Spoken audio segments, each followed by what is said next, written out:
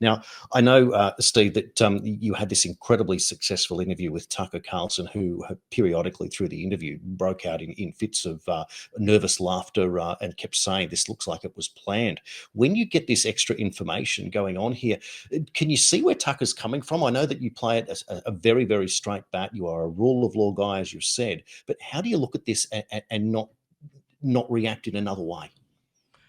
And I believe that's exactly what I told them. And the more you look at the information that comes out, being denied National Guard in advance, the way the intelligence was handled, the way the Department of Defense, which, when police agencies become overwhelmed and we have to request support, that request goes to the Department of Defense, and they wouldn't even move, and they were within eyesight of the Capitol.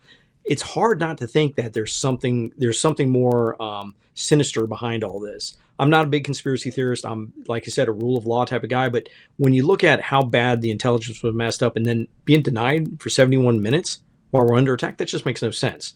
So yeah, it's not hard for somebody to start going down that rabbit hole that there's something more sinister.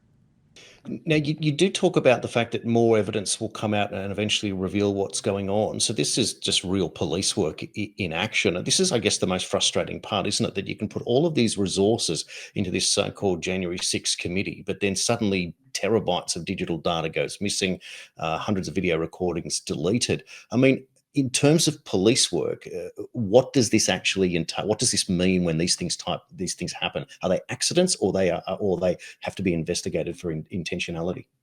I think anytime you have something like that, information is misplaced, it's not turned over, terabytes, that's a lot of data is missing. I think you need to look at where the breadcrumbs lead. I would absolutely investigate that. But I will tell you this, in case your listeners or your viewers haven't heard this. The January 6th committee, they brought it and produced it, but they showed a lot of my internal cameras, my closed circuit TV security cameras from inside the Capitol. None of those cameras have audio.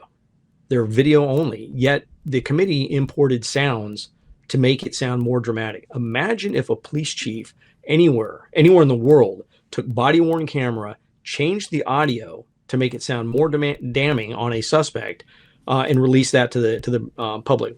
How do you think that would go over?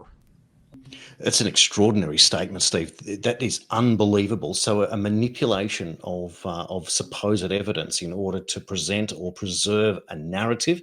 It's something that we've come to expect, sadly, but here we are in real time realizing that how far this manipulation goes.